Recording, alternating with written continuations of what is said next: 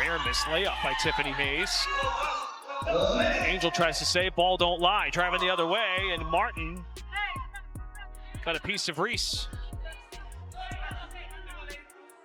Kate Martin just sent Angel Reese's shot flying back to the Bayou.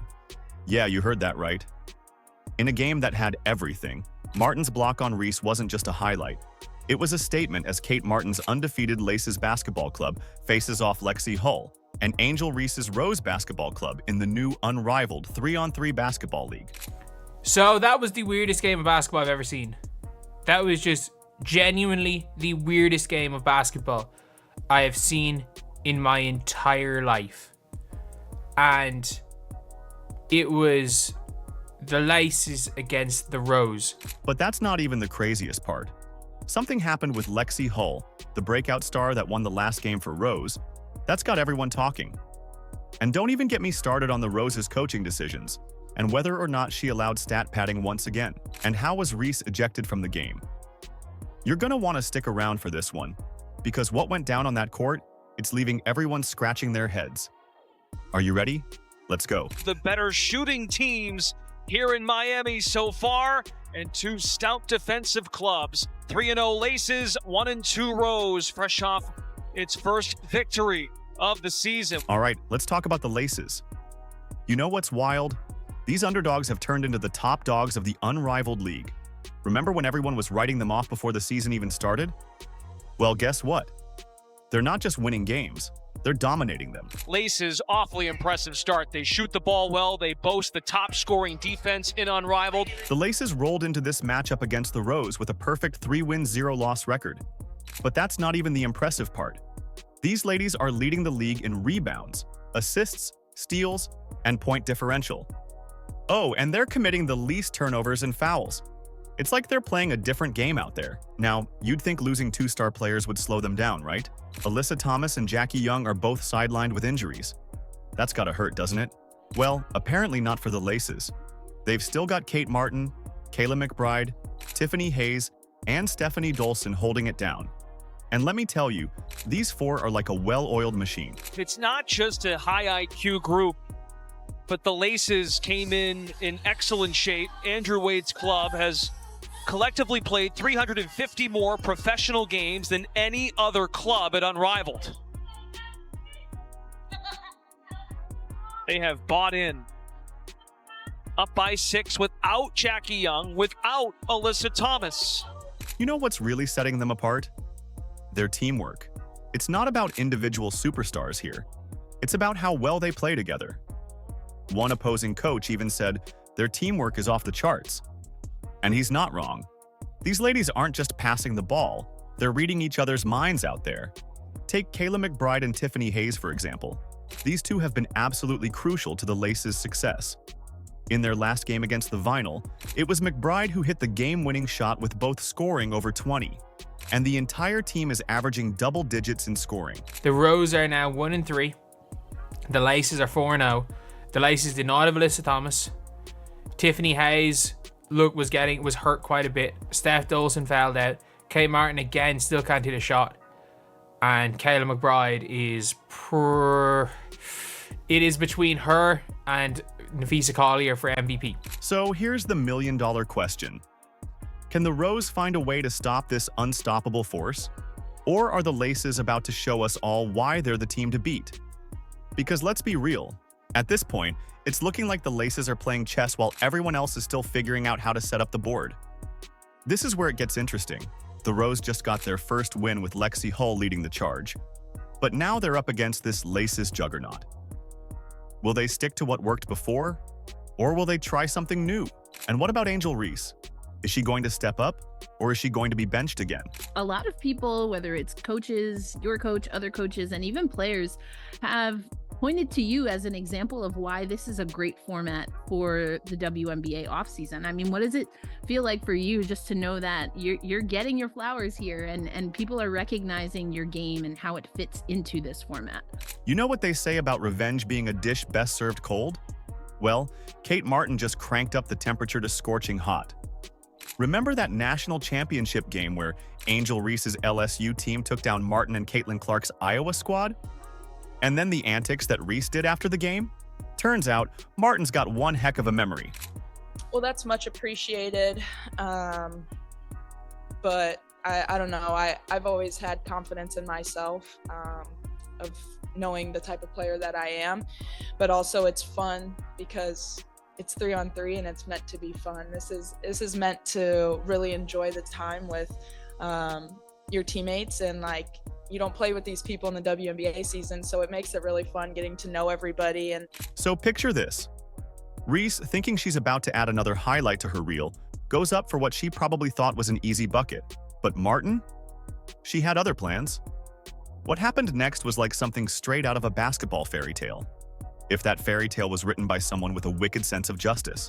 And this is just a good push. You see here that she's going to come right through Martin, who gets her with the body. Martin didn't just block Reese's shot. She sent that ball flying so far, it might have needed a plane to go back to the arena.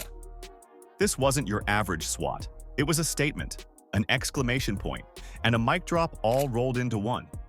Martin was basically saying, "Not today, Angel. Not in my house." But here's where it gets really interesting. This block wasn't just about defense. It was personal. It was Martin's way of saying, "Hey, remember me? I'm not the same player you faced before." And let me tell you, the fans felt it too.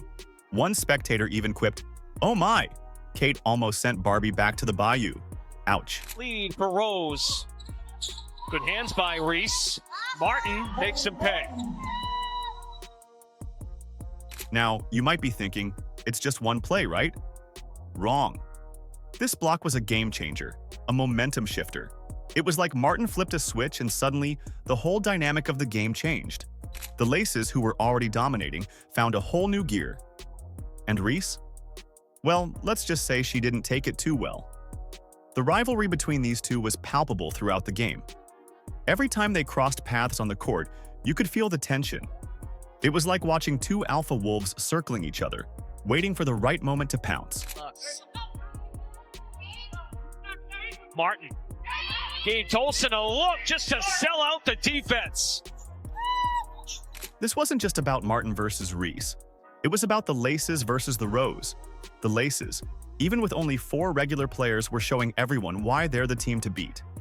And the Rose, they were learning a harsh lesson about what happens when you underestimate your opponent. Remember when Lexie Hull was the Rose's golden ticket, the player who could turn the tide and lead them to victory? Well, things have taken a weird turn, and it's leaving everyone scratching their heads. So lads, Lexie Hull played again today, and I would have thought after the last game that she played, Lexie Hull was going to be, in with a chance of being one of the, not main players, but like in a good rotation spot for the Rose. Let's rewind for a second. Hull just led the Rose to their first win a couple of days back, dropping 19 points in just 10 minutes. She was on fire, unstoppable even. You'd think the Rose would be all in on Hull after that performance, right? Guess again. I genuinely thought that Lexie Hull was one of the better players on the floor again today for the Rose, and up until late in the third quarter, she had played 3 minutes. She had played 3 minutes up until late in the third quarter. Like, that's just madness. That's absolute madness, given the circumstances that she had just come back off a 7 or 19 point game, and her team won the game. In their game against the Laces, Hull barely saw the court.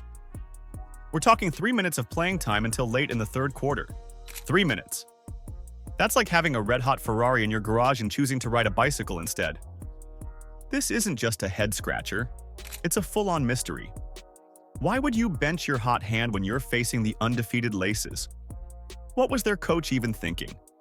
The Rose's strategy seems all over the place. One game they're riding Hull to victory, the next, they're keeping her on the sidelines. It's giving everyone whiplash.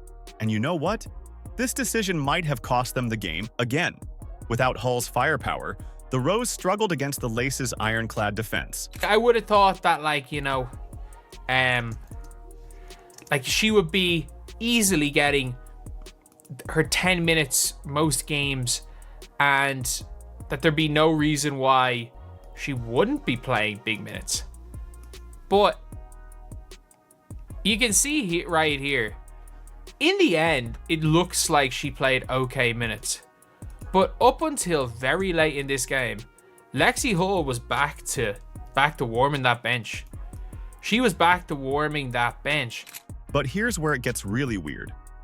Despite Hull's limited playing time, her coach, Nola Henry, can't stop singing her praises. Henry said, "Lexie, that's just who she is. That's just what she does at every level, everywhere she's at. She finds ways to make an impact. It may not always show up on the stat sheet, but it definitely matters when it comes to the things she can do to help you ultimately win basketball games." Lexie Hull was the best player on the Rose on the only game that they've won this year. So, let me get this straight. Hull's coach thinks she's amazing, she just led the team to their first win, and yet she's warming the bench? Make it make sense. This isn't just confusing, it's downright frustrating for fans. Hull's performance when she finally got on the court was nothing short of electric. It's like she picked up right where she left off, ready to light up the scoreboard.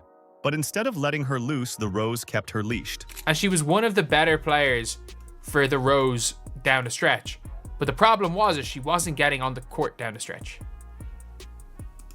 Or until the very end. So, what's really going on here?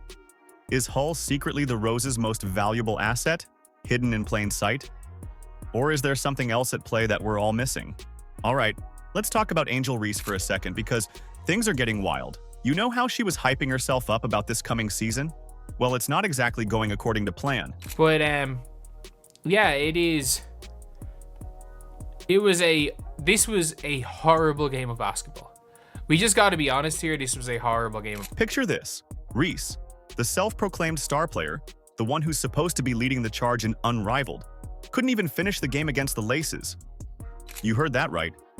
She fouled out in the fourth quarter. And guess what? This isn't even the first time she rode the pine because of fouls.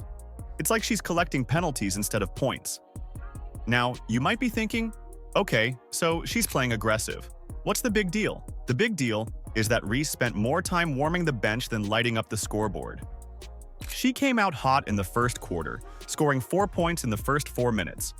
But after that, it was like watching a car run out of gas on the highway. Remember that logo three-pointer Reese was practicing? Roll the footage. Looks, different combinations. How you approach this is different without Alyssa Thomas, but that also gives you a challenge to approach it with. I liked his confidence. Let's be real for a second. When your self-proclaimed star player is riding the pine instead of dominating the court, something's got to give, and people are starting to notice. Jason Whitlock didn't pull any punches when he called Reese the most unskilled basketball player in the history of basketball. Talk about harsh. Angel Reese is the most unskilled basketball player in the history of basketball, in my opinion. She has no skills. She has energy, she has an attitude, she'll rebound you the basketball. Great. Nothing else. She has nothing. She's got self-awareness. She knows that she's not a very good basketball player. That's why she spends so much time half naked and taking pictures and promoting things that have nothing to do with basketball. You've got to wonder if Reese is feeling the pressure. With all eyes on her, every mistake is magnified.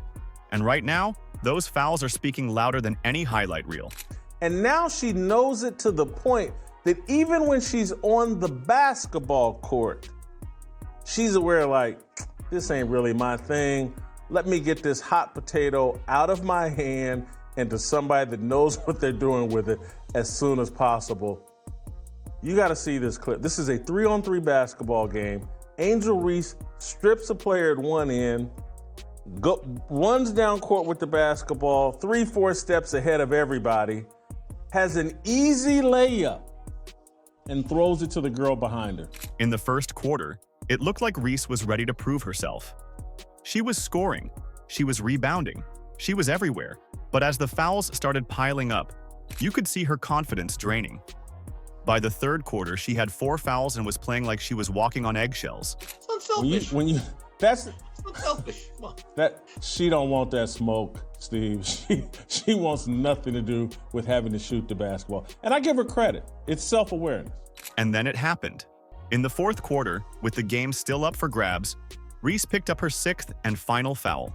As she walked off the court, you could see the frustration written all over her face. This wasn't just Reese having a bad night. It was like watching a train wreck in slow motion. While Reese was busy fouling out, her team was struggling to keep up with the Laces. It's like they were playing with one hand tied behind their back, especially with Hull still stuck on the bench. Every time they tried to make a run, they'd look for Hull, only to remember she was on the bench. Lexie Hull's minutes drastic go down. Like, we genuinely saw that. And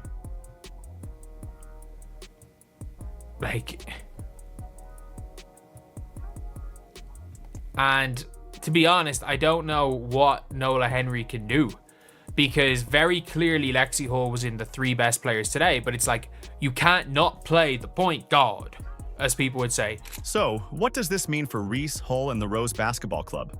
Is this just another bad game? Or is it a sign of bigger problems? One thing's for sure. If Hull is leading you to victory, then you better stick to that strategy instead of giving Reese another shot. So, what's the final score here?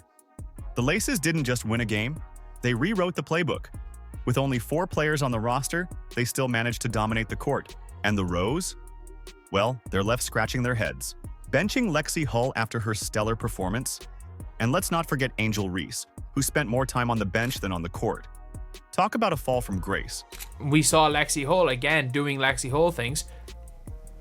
Even though she wasn't shooting the greatest, I still thought her defense, especially when she was full court pressing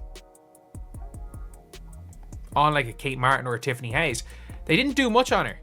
They really didn't. Like, it is not easy to go past like to get past Lexie Hull. And but you know what?